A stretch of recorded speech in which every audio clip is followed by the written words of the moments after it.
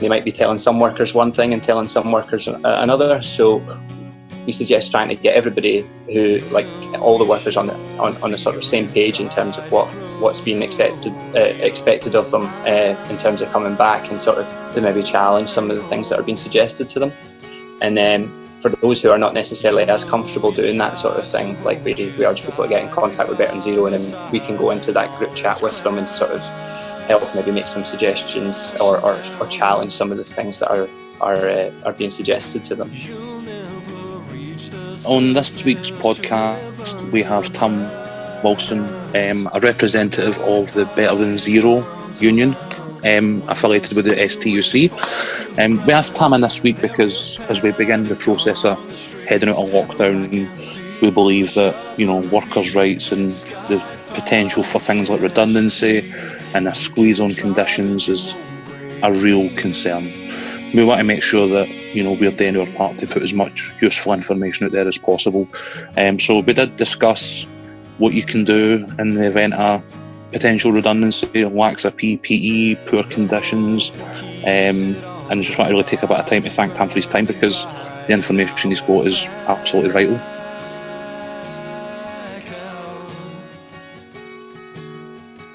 So hello and welcome to another episode of Rebel City Podcast.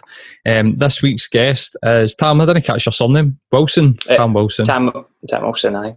Zoom comes in handy for something eventually. Well, I would have done it here and sold yourself out first. It's enabling a podcast, I suppose. It's been good for a lot of things. But Tam, you work for Better Than Zero. Yeah. And we've been interested, and we've been talking to you for a wee while to get you on, and text messages backwards and forwards as it goes with guests, but I think now's a very, very poignant time to get you to come on and talk about like some workers' stuff. And I know that the campaign initially about 0-hour contracts. Well, the initial focus was on 0-hour contracts. It's been more broadly about precarious work in general and sort of low-hour contracts, but like the 0-hour contracts part of it was the sort of the hook in, because there was a bit of conversation about them. So it's kind of expanded a bit over time, but I was initially sort of focused on 0 and low-hour contracts.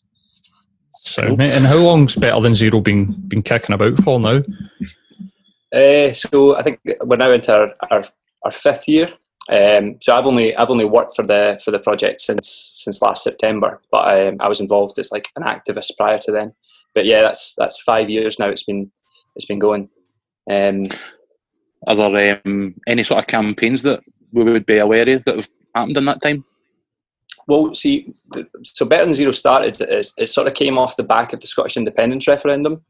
Yep. So obviously there's a increased discussion about politics in society, particularly within young people, and about the society that they envisioned and sort of what they wanted from the future. And the idea behind the Better Than Zero campaign was to sort of harness some of that energy and sort of focus into trade union rights, workplace rights, etc., etc. It doesn't have a position on Scottish independence. It's not about that at all. But it was just sort of trying to utilise that. And so what it's done over the last number of years is sort of elevated the concerns of people on these low paid contracts. Which so some of the predominantly be young people in a lot of cases. The vast majority. I mean, our focus initially was kind of on hospitality. It's expanded beyond that now, but initially it was in hospitality. One of the first big ones that sort of got some public attention was the G1 case. So there was obviously a lot of goings on at a lot of the different G1 venues up and down Scotland. For those who don't know, there's a couple of places in Glasgow, some in St Andrews, some in Edinburgh and stuff as well. And the issues that were raised there were from workers not getting their tips, 0-hour contracts, low pay, not getting the pay that they deserved, etc., etc. So that was like one of the main ones initially that sort of put Better Than Zero on the map in terms of like sort of challenging some of these practices. And I think as we go into talking about furlough and stuff, it's no surprise that you had a campaign against Stefan King's G1 group, and then they were amongst the bastards, as we could put it. I think in the early weeks, we were definitely, what was it? We were jokingly referring to them as like the cunt of the week with the Bransons and stuff like that. Aye, absolutely. I mean, some of the stuff that happened was absolutely despicable. But so you're fighting a good fight, mate. Like, what made you get involved? So I mean, I'm now a proud trade unionist. I mean, so Better Than Zero is a part of the STUC, which is the Scottish Trade Union Congress. But I mean, I didn't actually have that much knowledge of what trade unions were and what they were for. So it was actually the Better Than Zero campaign that kind of brought me into the trade union movement and into sort of campaigning on these sort of things. Sort of became politically active during the Scottish Independence Referendum, and then afterwards, kind of exactly what Better Than Zero intended to do, sort of harness that energy and focused it into like workplace rights and stuff like that. So, I mean, it's been a long journey over the last five years, but it was the actions of Better Than Zero, their sort of interest in take, and the fact that they didn't couch everything in sort of traditional trade union language or overly bureaucratic trade union language, and sort of made it easy to digest and easy to see, like, you want to get involved, you recognise these are issues, well, on you come, here's a campaign that you can get involved in, here's a stall that you can help run or what have you. So that's the type of thing that I'm particularly interested in, is sort of like a politically motivated sort of change aiming campaign, but on a level that I can understand, because I don't really know that much about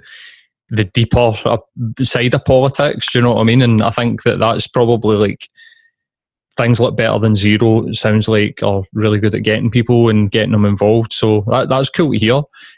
We've got a load of stuff about, I mean, I think when I was looking at, Matt pulled the points together, actually, and when I was looking through them, I was thinking, like, this is going to be like a public service announcement for people going back to work. There's going to be a lot to cover. But before we get into that, like, how do you feel the support that the UK and Scottish government have gave workers? I mean, but just using the name of the organisation, Better Than Zero, it looks like 0 hour contracts, people have just been shafted particularly badly. But what's your opinion on the furlough scheme, like how they've used the money? I mean, obviously there's been a lot of money printed and created and pumped into the economy, but what's your opinion on that? So, I mean, the furlough announcement, when it came, I mean, it was a welcome announcement in the sense that it's better than it is in some other places, and it's sort of chiming pretty close to what it's like in some of the Nordic countries and stuff like that. But one of the main issues with it is that it's employer-led rather than employee-led.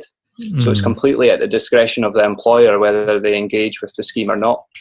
So you have you have some well-meaning businesses that have instantly furloughed their workers and been supporting them throughout this process. But you've also got other workplaces that could have easily furloughed their workers and have literally no excuse not to furlough their workers, but are just refusing to do so.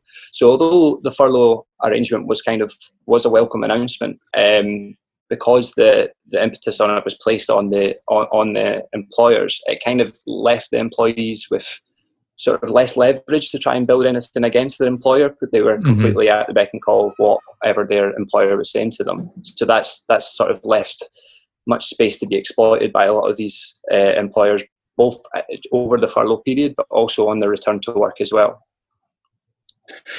I mean, I'm still currently on the furlough. I don't have return dates or anything like that.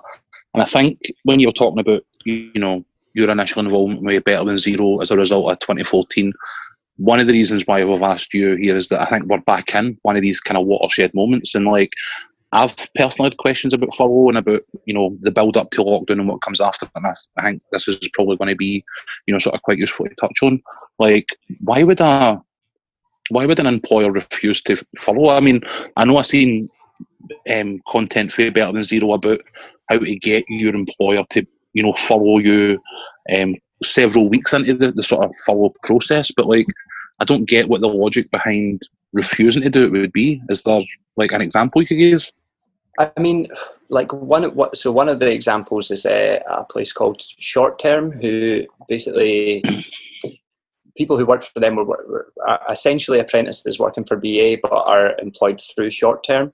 And these workers got together pretty early on in the process and says, like, what's the answer? How have we not been furloughed? And the company kept on saying, "Oh, we need to understand what HMRC are saying in regards to holiday pay. We need to see what HMRC are saying in regards to this and that," and making excuses about maybe other costs that they would incur, even though it had been confirmed to them many times that a lot of the worries that they had were non-existent. But they were really trying to sort of cover their own backs was their priority rather than protecting the workers. So a lot of the concerns in which different employers have been bringing up were not actually issues that presented themselves through furloughing, but it seems to be employers were very reluctant to take a jump in case it meant that they had some costs that they were incurring down the line. A lot of the examples haven't necessarily been clear cut. Actually, we've not really understood ourselves why they've been refusing to do it, because it just seems like an open goal. You know what I mean? Like your workforce are there. You're unable to use them just now. There's a government opportunity to pay for at least 80% of their wages, and yet you're still refusing to engage with it. We did slightly wonder whether it was about conditions over the other end. So whether they were worried about furloughing them now, and that meant that they had to bring them back onto similar conditions at the other end, and they were a bit reluctant to necessarily agree to that if they didn't know what was going to be happening over the coming months. But no employer has sort of laid it out in clear-cut terms to us the reason why they were refusing to do it, other than protecting their own back for reasons that were non-existent, in my opinion. So am I right in saying that the concern may have been that on the other side of furlough, employers were concerned about having to bring people back on the same pay and conditions that they had prior to furlough? I mean, we don't have clear-cut confirmation that is the concerns, but that is what's kind of been inferred by some of the messages anyway. It's something that concerns me. I mean, it's one of the, in terms of my sort of furlough experience, one of the big questions I've got is I've started to hear drip feeds of information for not just my own employer, but other people who are affected by the scheme as we look into this. Like, you know, the protection of their conditions. I mean, is there anything that you're aware of that says, you know, just because we've been furloughed, we're, you know, subject to renegotiation, or are we entitled to actually dig our heels in and you know, actually demand the conditions that we had previously? I mean, we would definitely argue, and we are arguing that people should be demanding at least the same conditions when they return. But I suppose it works on a sort of case-by-case basis, depending on what people's initial contracts were in the first place. But it seems like a lot of the measures that have been brought in at the discretion of employers without much actual protections for employees. So, I mean, in some cases, employers will be exploiting this to try and lower their conditions when they have no right to. And in other cases, because the nature of precarious work and the contracts that are associated with it are so flimsy in the first place, that employers probably can take advantage of some of these conditions and offer worse conditions if the employees don't sort of gather together and work to oppose some of those situations. Why do you think the government took the decision not to pay people and to pay business? I know that in America, did they get a $1,200 direct deposit? I think. Direct deposit, yeah, it was a check. I know that there's been concerns and there's been delays, but they did do that. They did give every person $1,200. I think Canada did a similar sort of thing. But in this country, or in the UK, it seems to me that they've prioritised business over the individuals. Yeah, I mean, I definitely think that their intentions were for business interests rather than worker interests. But I think in some senses it does make sense that they would do it the way that they have. In order to, like, any jobs that could be protected that would potentially have been lost over the last few months. You know what I mean? Like the furlough scheme has inevitably led to a lot of jobs being protected that would have been lost. Yeah. But I also think that the direct payout, now this is me just making sort of my own push towards this, but it seems like, sick pay is so low in this country, universal credit is so low in this country, that I think an immediate pivot from the government to drastically rise the amount of money that was sort of given to people in situations such as this, it would have maybe had a knock-on effect to people pushing for an increased sick pay and increased universal credit going forward, and they were reluctant to open that door if they could kind of try and keep things the way that they are just now. You know what I mean? For sure, like setting a dangerous precedent, but for them, not for a good precedent for everybody else, but a dangerous precedent. I think that they've already actually done that in a sense that they simplified the universal credit system. HMRC took furlough applications for businesses, like over 1 million businesses, and paid out within a week. So they've done that by proxy, but whether or not people actually cotton onto that, I don't know. I mean, it's okay for like us that are sitting watching these things with a keen eye on it to be like, oh, we'll check this. But whether or not the average person notices that and takes advantage of that, like they would have had the government just put 1,500 quid or whatever into their bank straight away. Yeah, I think as well, like when you look at, I know we compare, policy in the UK, America pretty regularly. Unemployment has skyrocketed in America, where the personal payment in place, where furlough has meant, as you say, a lot of the jobs here are protected. My concern with that, though, is, and I don't know if this is one you share, Tam, is that with 4 or 5 months of the year gone, I feel like there's a real chance that there's a number of companies out there that are potentially trading while insolvent, and that they're really just using the furlough scheme as a means to keep money in their employees' pockets, and that when furlough ends, or when they start being asked to contribute 10 and 20% towards the furlough, if they're not having earned a penny in 6 months and still maybe incurred other costs like offices and whatever else, that we might see an actual major spike in unemployment here. So I don't know what your thoughts are on that. Has the furlough just postponed the inevitable? I think there's definitely going to be cases where furlough has just postponed people losing their jobs. I suppose some businesses will have maybe done this with the hope that maybe other measures would be brought into place to sort of help certain businesses back into trading or opening up or whatever it is. It's kind of different on a sector by sector basis. But I would be lying if I said that I expected that we'd be able to protect all the jobs that have been furloughed just now. We're already hearing some vague cases of people being told that they'll be gone by the end of August, or they'll have some of their hours reduced, or there's the beginnings of trying to offer new contracts or at least hint towards new contracts for some of these workers rather than the terms in which they were previously on. So, I would share your concern, but I'm also, I'm glad that a lot of these workers are on furlough, because where the government should be stepping in, if they weren't on furlough, they would be on universal credit or sick pay, which is, less than £100 a week for a lot of these people. My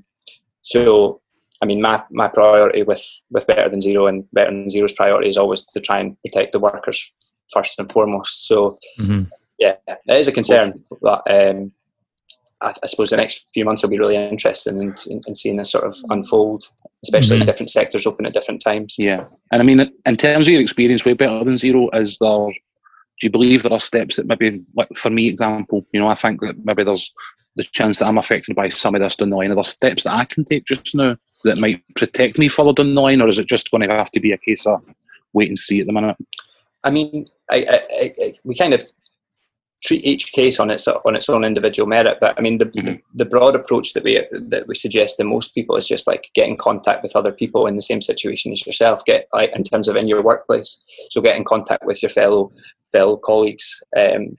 Normally we would suggest this face to face, but obviously that's not necessarily possible at the minute. So we're suggesting that people get into WhatsApp groups with their fellow colleagues, sort of keep up to date with what the employer are telling the workers. They might be telling some workers one thing and telling some workers another. So we suggest trying to get everybody, all the workers on the sort of same page in terms of what's being expected of them in terms of coming back, and sort of to maybe challenge some of the things that are being suggested to them. And then for those who are not necessarily as comfortable doing that sort of thing, like we urge people to get in contact with Better Than Zero, and then we can go into that group chat with them and sort of help maybe make some suggestions or challenge some of the things that are being suggested to them. I think what we'll do is we'll link up at the end of the show. We'll give you an opportunity to share platforms, and we'll put links in descriptions so that if anybody does want to get in touch with you guys, that they know where to go and find you. And obviously we'll tag you in everything that we put out. One of the things that's really interested me about this is that there's a potential that a lot of companies are going to accelerate like automation plans, because they've had this opportunity to see. And there's a lot of companies that out there that have got, like, say, retail, high street retail, that they've maybe been in two minds whether or not to let go of, as it make money, and they've had this sort of gap. Do you think that type of acceleration is going to be like a rapid acceleration, that people are going to come out of furlough and find that, I mean, maybe that an automated system has took care of their job, or like, how do you see that one going? I mean, like, I suppose that's already sort of a process that's been taking place. You'll notice it in your shopping centres, for sure, in your shops, your Tesco's and whatnot. I mean, it's a tough one, because the problem with what's happened over the last few months is it's not created a whole load of problems in terms of precarious work. It's exposed the problems in which have already existed. You know what I mean? Like, yes, the low contracted work, the low access to hours, or the sort of at the beck and call of the employer in regards to how many hours you're going to get. So, I mean, it's more the dynamic and the relationship between bosses and workers that is going to present itself as an issue, rather than necessarily like some jobs being gone and some jobs being still there. I think it's just brought into the forefront of everybody's mind, sort of the nature of these jobs in the first place. You know what I mean? Yeah, I mean, there's a good book called Bullshit Jobs, and I think that there's a lot of there's a lot of jobs out there that the technology exists that people don't need to do them, but they make the choice to almost force people into doing these jobs that they're not needed for, simply to give people jobs and have jobs for people. But I think that I would agree with you that potentially that this gap, or this is literally just going to shine a light on the already issue of that we're probably not needed for a lot of the jobs that we do. And when there's going to be a massive cost saving, like whether it be rent or whatever like that, then businesses are going to do that. I mean, that's the way that the market's set up, really, isn't it? Is that they maximise profit. And I think it's just going to be another added thing on top of what we're already seeing, what Matt was talking about, that there's probably a lot of businesses out there that are running insolvent. And then on the other side, we've got a lot of businesses that are going to see a big, massive cost-cutting exercise happening. It just really just puts another pressure on workers, really, doesn't it? Yeah, I mean, the issue that you've raised there around automation is maybe like kind of out with the scope of better than zero. But I mean, like, that has to be tied in with conversations about, for example, 4-day working week, but with no loss of pay. You know what I mean? People working less but getting the same amount of money, or questions about taxation of companies that are utilising automation and stuff like that. You know what I mean? These are not necessarily stuff that Better Than Zero campaigns on or really works to highlight, but you know what I mean? It's part of a much broader conversation about what the economy looks like going forward. The STUC, so Better Than Zero is a campaign organised through the STUC. So the STUC do a lot of the more wider strategic thinking and discussions with government about what they want the economy to look like, what they think the economy could look like, and what the trade unions think that the part that they can play in sort of discussing the economy going forward. Mm-hmm. I'd like to kind of hark back a wee bit, because as we talked about, you know, notions of redundancy and whatever, we also touched on like conditions. And when you were talking about Better Than Zero, you were saying that, you know, people who are exposed to high risk, etc. I kind of feel now the way COVID-19 in the mix that we're on that sort of precarious employment environment now, particularly in the build up to lockdown. You know, I work in Glasgow city centre. It become, you know, more or less a ghost town as people kind of stepped away from it. I know we're now starting to bring ourselves back to, you know, work back to the town centre and all these types of things.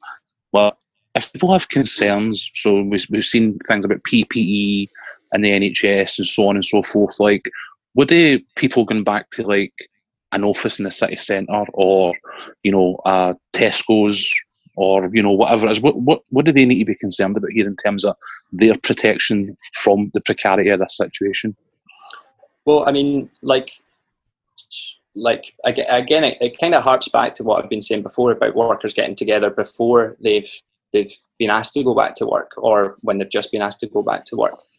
and it's about sort of having a sort of a list of health and safety agreements in place between the workers and the workplace before people agree to go back. For example, like STUC have been running a few different training sessions in regards to like sort of finding health and safety reps who will be available for places who don't necessarily have trade union structures, who can help support with some of the health and safety recommendations for people going back to work.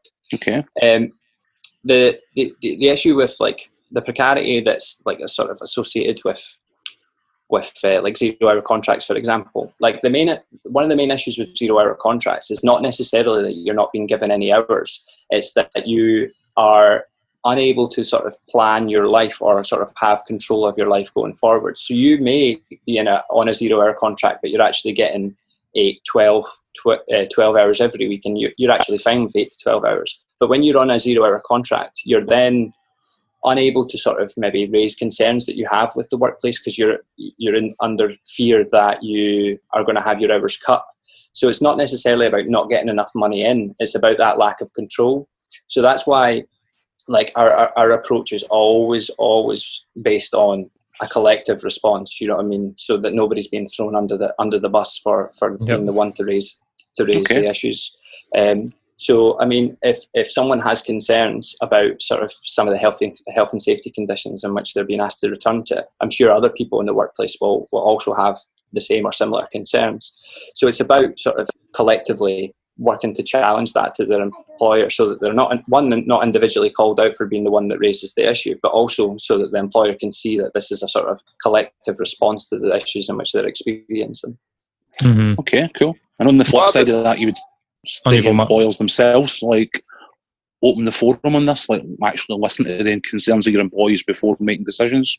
Yeah, like absolutely. It would be employers to engage with, well, if places have trade unions, or if they have people within trade unions, engage with the trade unions that are talking about these specific issues, engage with the STUC's health and safety programme that it's running, and the red lines in which they've laid out for the safe return to work, you know what I mean, and properly discuss with your employees, not on an individual basis, maybe on a collective basis, giving people the opportunity to raise their concerns and not just demand that these are the conditions that are laid out for the return to work.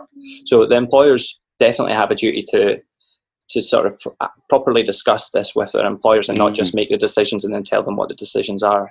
Because we're all on uncharted territory here, aren't we? I mean, there's got to be communication. Absolutely. What were you meaning by red line? So, I mean, like the STUC have had a number of red lines in which they've like sort of suggested on the safe return to work. I'm just going to get them up here now because I don't actually know them off by heart. But how dare you? How dare you use the internet for reference? I'll get in trouble for that. But it's just along the lines of like adequate PPE and a well-established sort of test and trace program. Sorry, let me just find some of them here. Maybe this bit is worth editing out. Aye, I'll do it, don't worry, mate. Adequate PPE is where, focus a lot of the attention, particularly the day around like bars and restaurants and stuff like that opening up. I've just now got this pure mental image of like people in hazmat suits pulling pints in Glasgow city centre. So I don't know how you maintain social distancing and such with 10 people behind a city centre bar. I was going to raise that the guys in Tesco and Lidl and Aldi have been there since day one, and their adequate PPE seems to be a bit of fucking hazard tape on the floor saying, this is what 2 metres looks like, guys. And you're like, right, I know what 2 metres looks like. I mean, no offence to the people that work there, because they're doing their job and they're being guided by their management and by the company, but they're not distancing. The customers aren't distancing. Like, I think that there needs to be something that gets people. I mean, in my opinion, the people that are working in Tesco should have masks on. They should be wearing masks. There should be something that physically shows that they're the employee and that you've not to approach them. I know that there was a lot of chat early on in the virus where they said that the mask isn't just about protection, it's an actual physical barrier that lets people know that you've not to be approached, and it stops you from touching your face, and it had so many different multi-layered reasons why it would be good to wear a mask. But it seems that the key workers have just been thrown back in in the deep end, no PPE. I mean, if we can't get PPE for the NHS, what chance have people that are about to go into Witherspoons next Saturday or in 2 weeks, what chance have they got? Do you know what I mean, with the guy that runs that company? I mean, the SUC has raised concerns with the reduction of the 2 metre down to 1 metre already, because there's not necessarily enough evidence to suggest that we're in anywhere near a place to do that. You know, I mean, New Zealand is used as an example of, well, they've done that, so surely like we can be taking them by example. But their number of cases is drastically lower than it is here. I think last I heard it was 0. So I mean, took a number of other effective steps that Britain didn't take as well.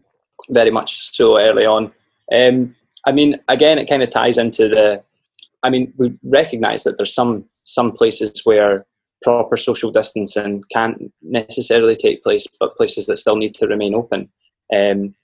But I mean, one of the STUC's campaigns over the last couple of weeks, and the GMB have done a part of this campaign as well, is like time to pay up for key workers.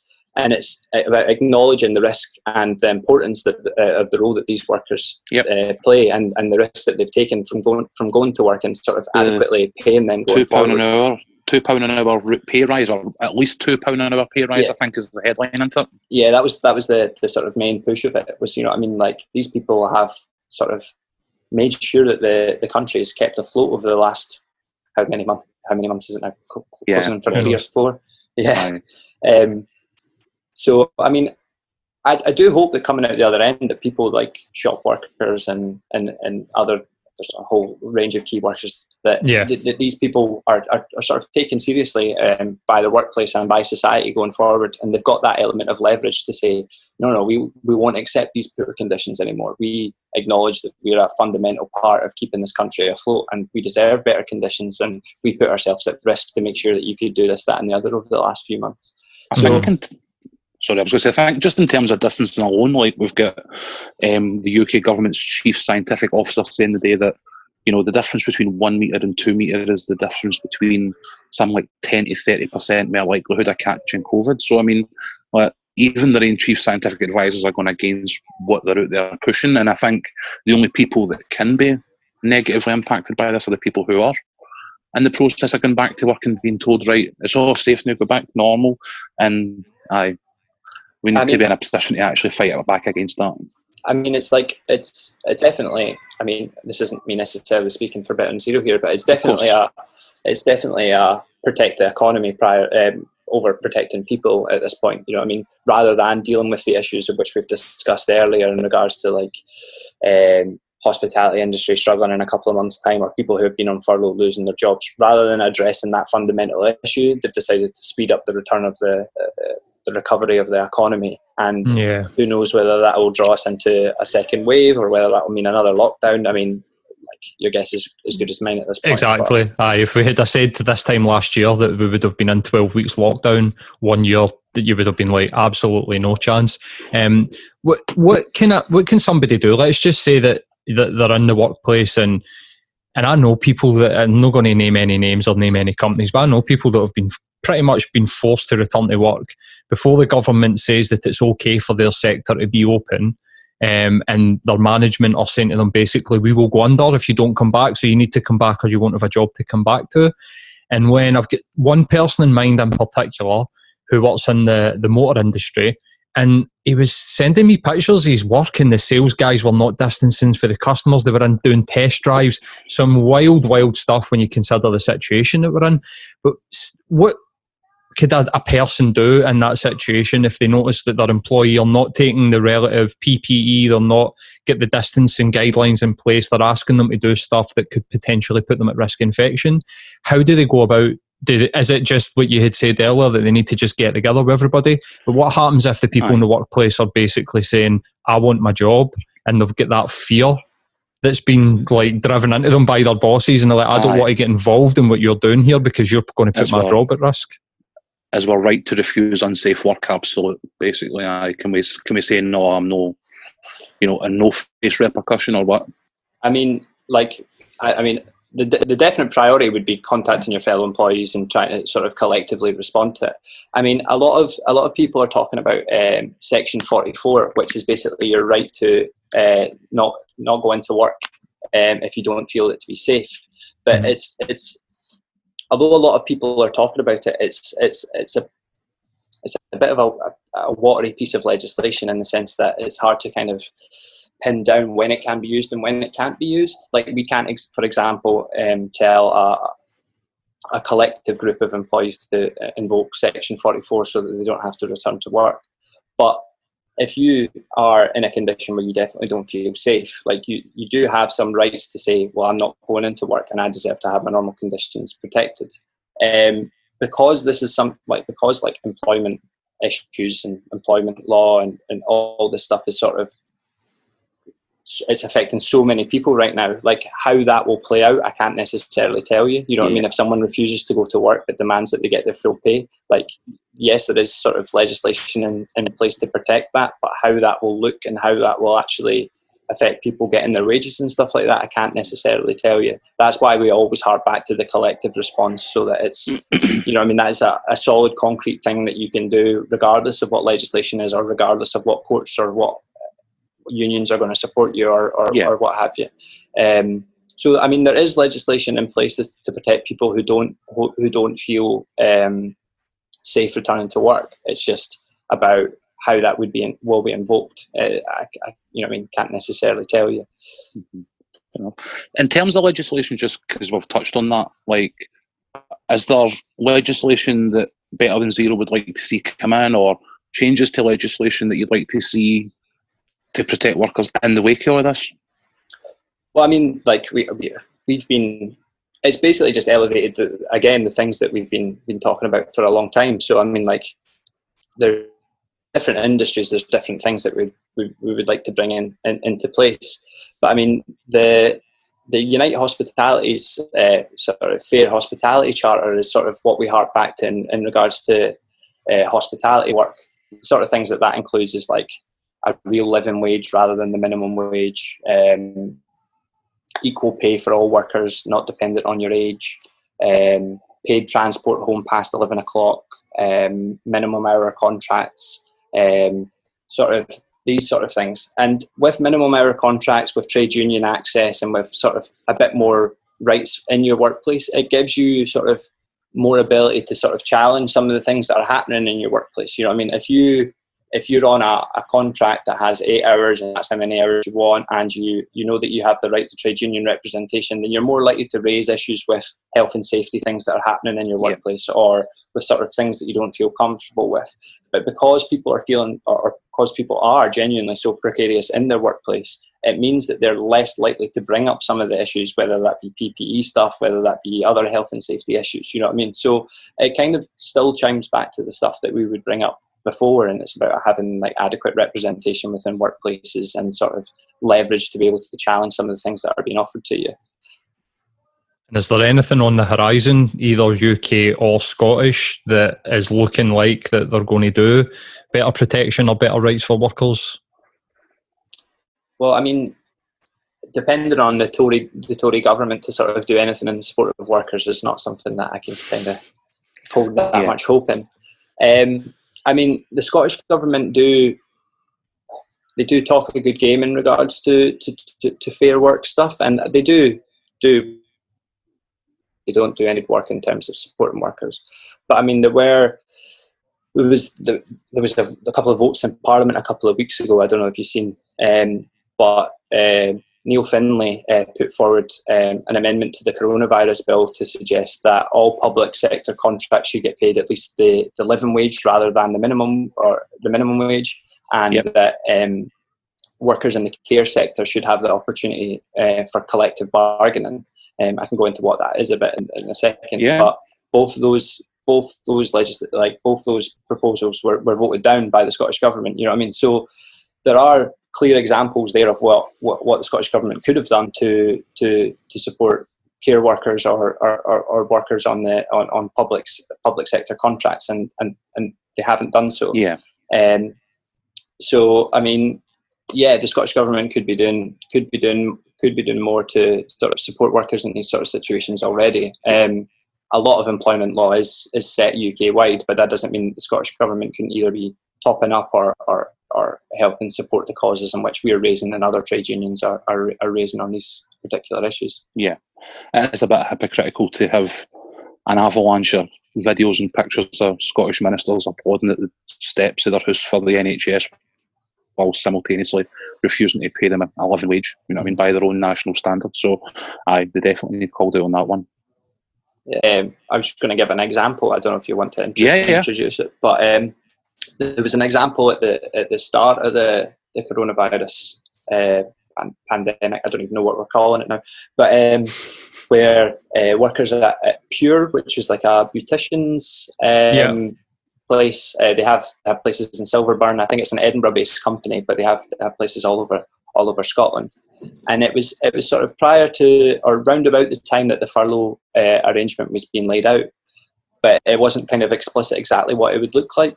And what the management at Pure did to the workers there was basically says, you're either losing your job now, or you're accepting 0-hour contracts going forward, because we don't know what it's going to look like going forward.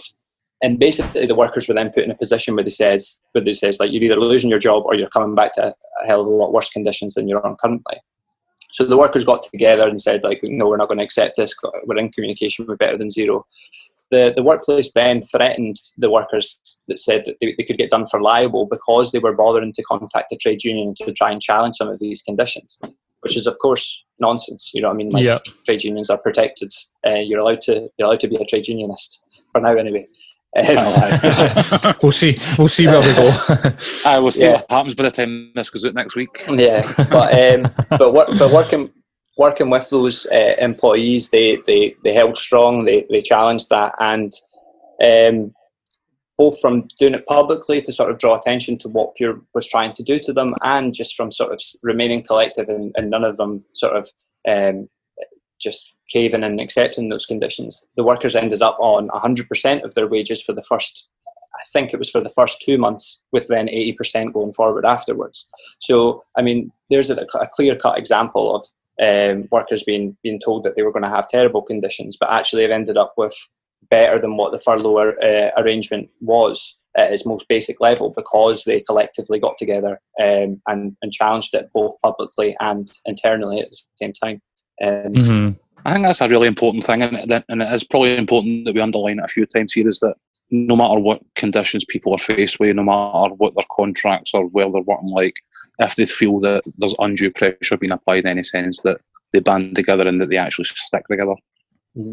One thing I've probably not mentioned enough is that, like, what workers should join their trade union that is like affiliated or that works in the sector in which they are. I won't go through them all just now, but I mean, there's a useful tool online which I can highlight, or people can get in contact with Better Than Zero and sort of seeking some of that support.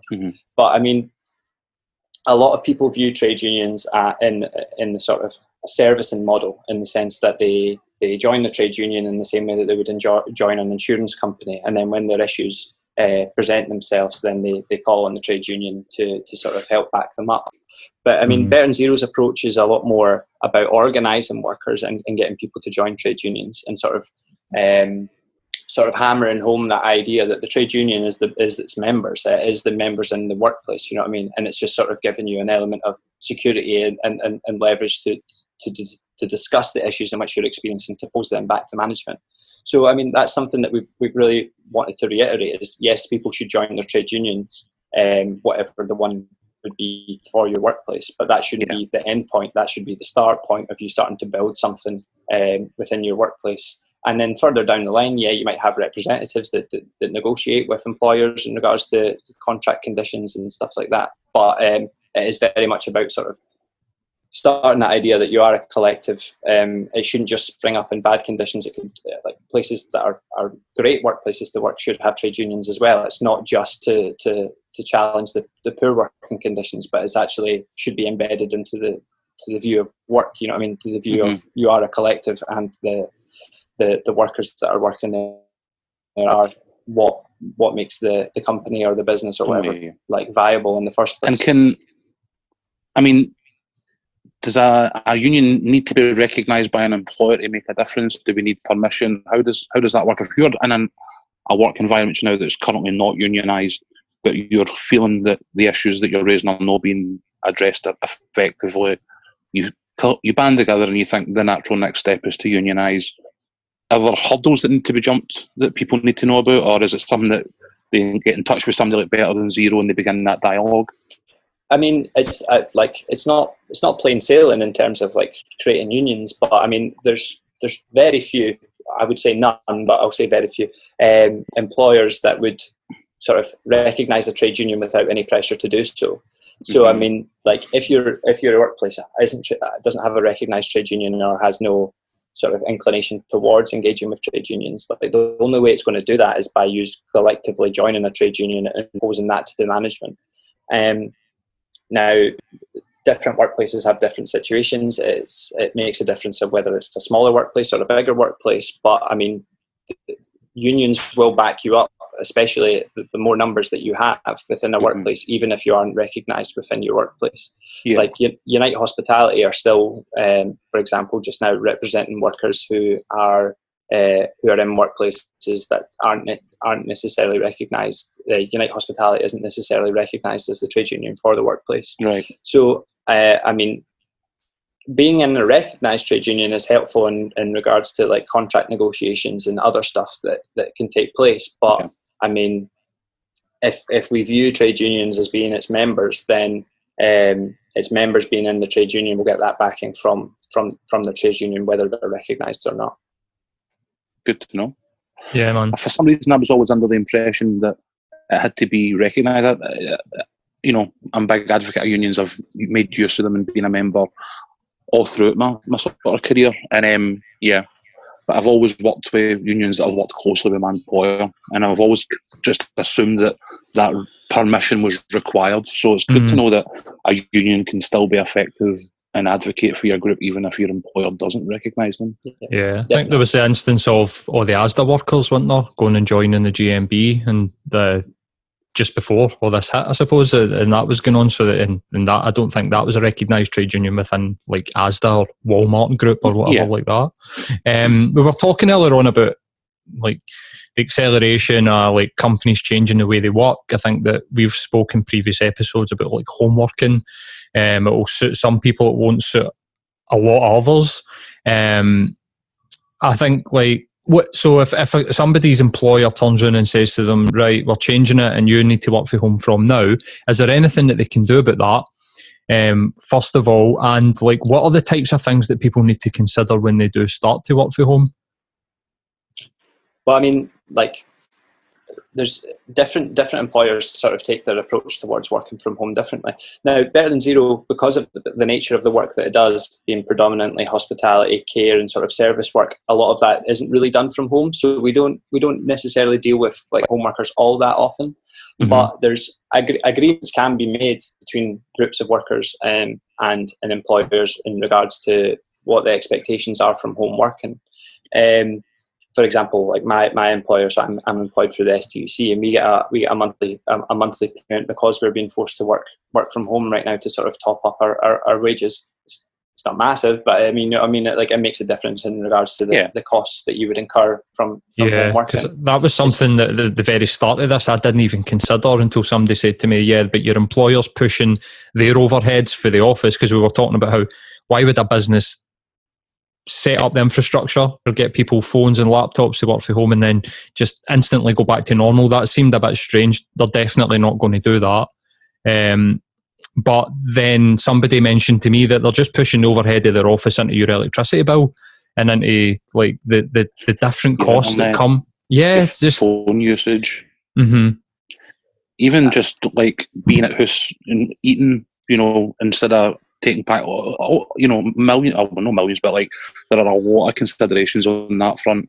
Yeah, and I mean, also it's like people's home conditions might not necessarily be like people might have caring responsibilities, especially now that schools are shut, or people might have elderly relatives that they have to look out for. So I mean, it's definitely a case by case basis, but just because you are contracted to work, for example, 35 hours and you're working at home, but you have other responsibilities that you have to deal with, that doesn't mean that you need to extend the amount of hours that you're working. Now, I know a lot of people feel that they automatically need to get as much work done as they would done in the workplace, so they end up working extra hours into the evening to cover work that they couldn't quite do during the day. Now, we would definitely like advise against that. You know what I mean? Like the conditions in which you've been forced into, if your work's hampered by whatever situation, and you're like, that's just something that your work's going to have to deal with. Now, in terms of like how you challenge that, again, it's done on a case-by-case basis. It's done whether you have that line of communication with your workplace, whether you have a recognised trade union, or whether you have a collective already there sort of posing these questions back to the employer. But I mean, you definitely aren't in the debt of your employer because you have, you know, I mean, because you have a child that you have to deal with, or because you have extra caring responsibilities. You still have the right to have a free evening, or time off, and this, that, and the other. Yeah. And that's not your fault. You know what I mean? Like we're absolutely in the middle of a pandemic. You know what I mean? I think that this might be an important sort of point to talk about is the potential that schools will be going back at half capacity, closing on Wednesdays for deep cleans. Some kids going in Monday, Tuesday, and then they won't be the same kids that go in Thursday, Friday. Like, what kind of rights do people have if these school conditions and situations impact their ability to go and work? Do they have anything that they can take to their employer? Like, where do they stand?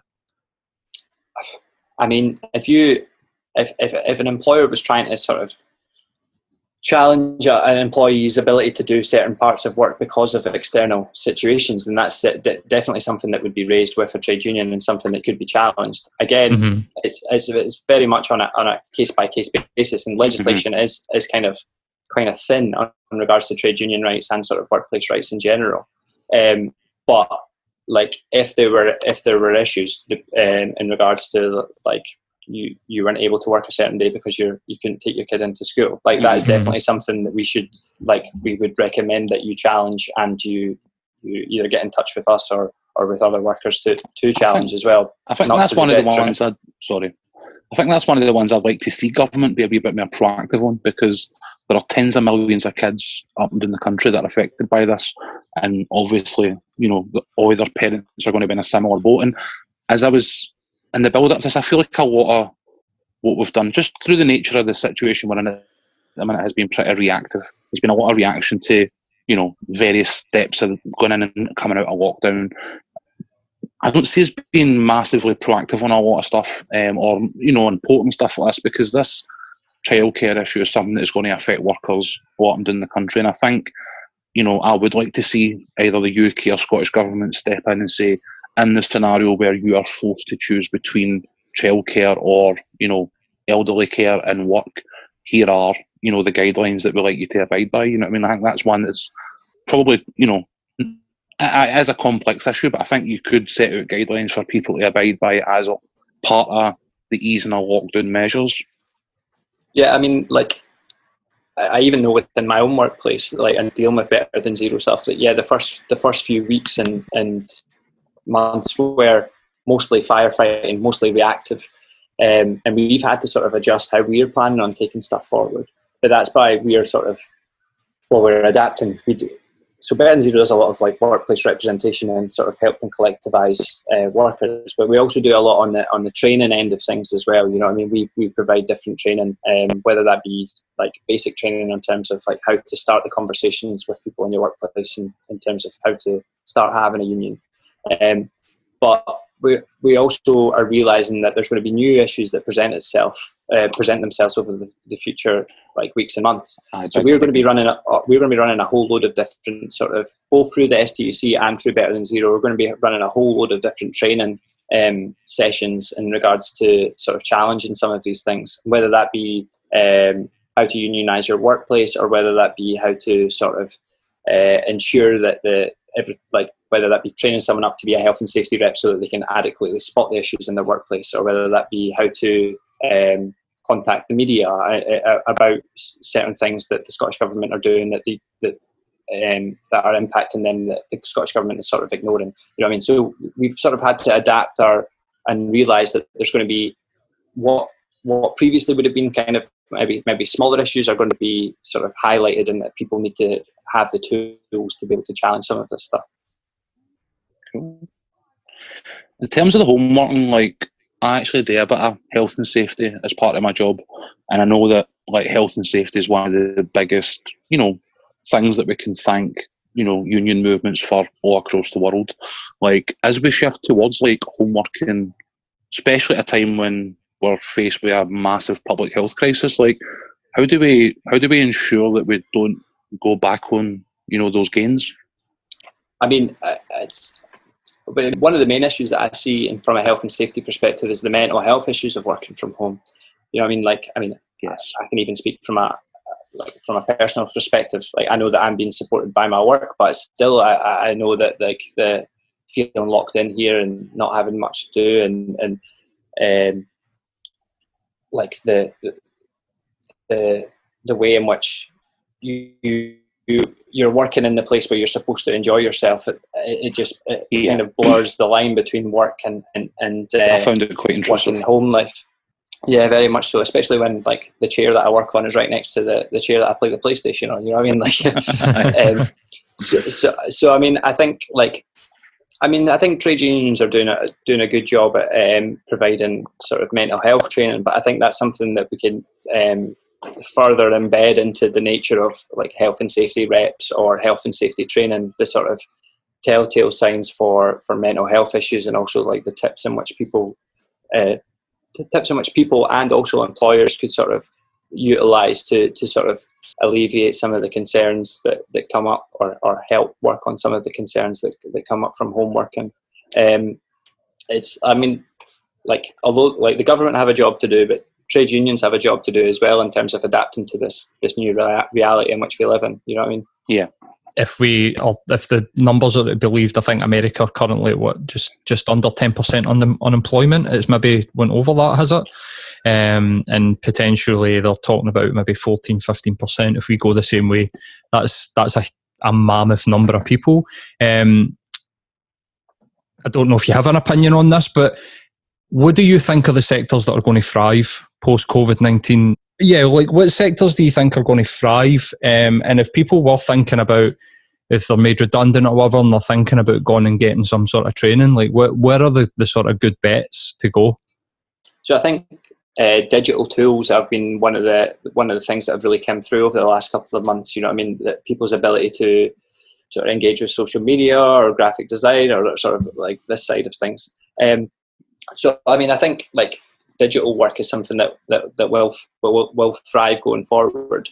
But I also think that like employment numbers don't necessarily always tell the full story of where an economy's at.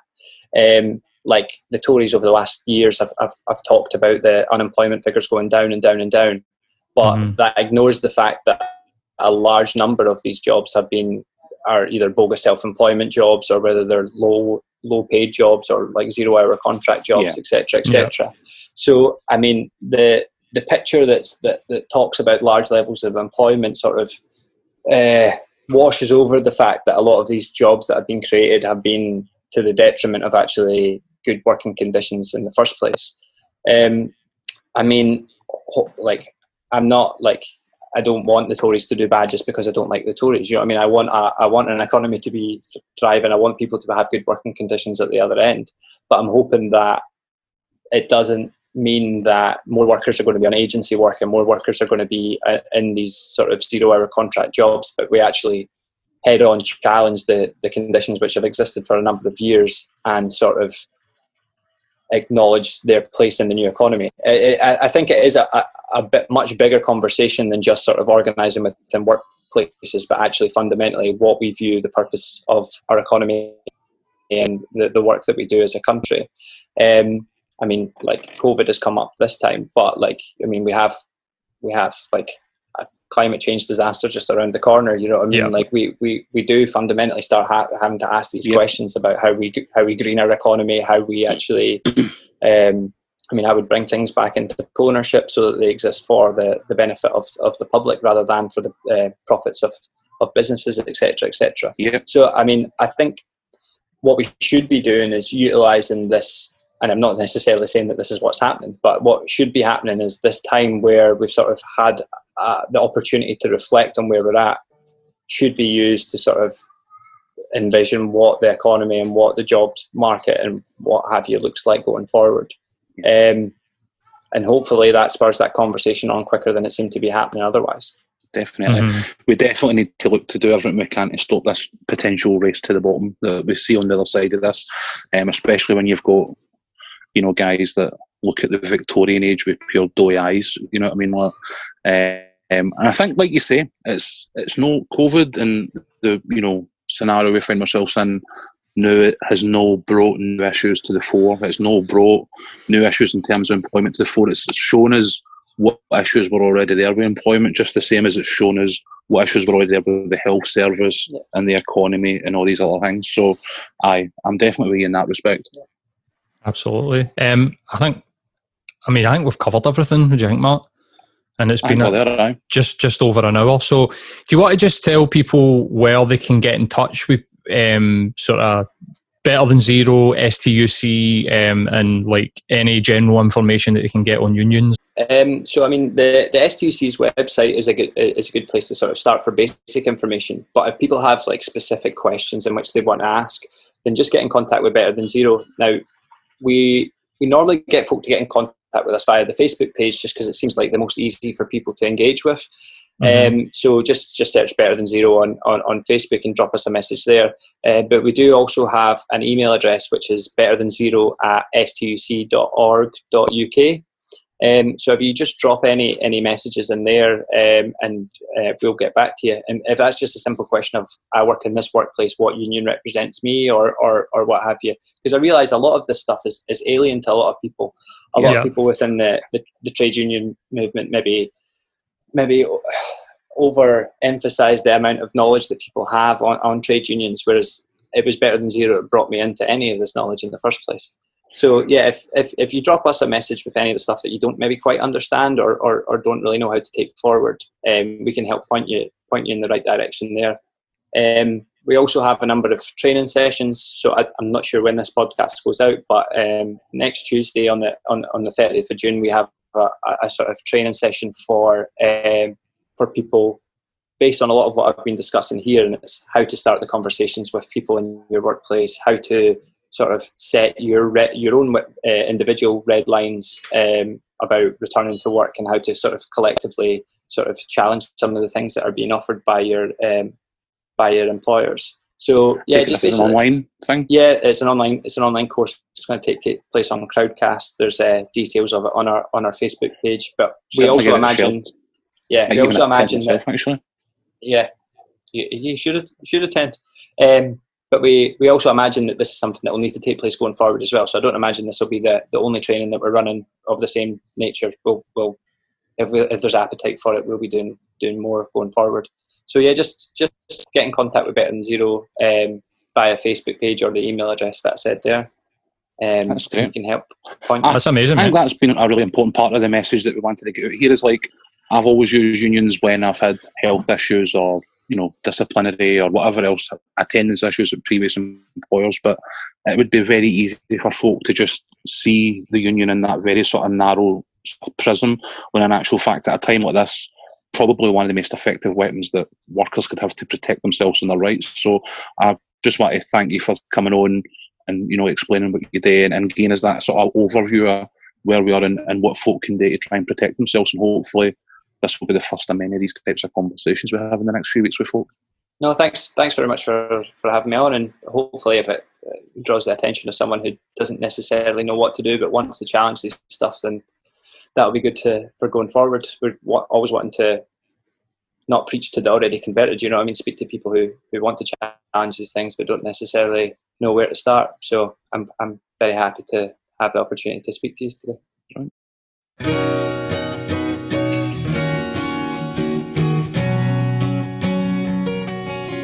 You know you show the fear inside, it grows below the upper line. Oh, you know you tried to hold you tightly by my side when all is crashing down. You'll never reach the surface, you live underground. Sky fire comes around when the steel rain falls to the ground. There is panic the streets, a blackened sea full of shuffling feet. Sky fire, can't you see? You can try, but you won't break me.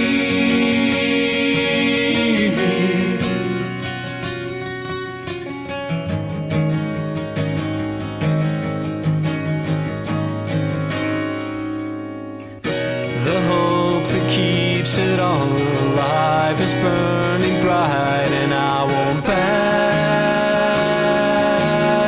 out. It's day to day, night to night. We have no choice who gets to roll the dice. You'll never reach the surface, you live underground. Sky fire comes around when the steel rain falls to the ground. There is panic on the streets, a blackened sea full of shuffling feet. Sky fire, can't you see? You can try, but you won't break me.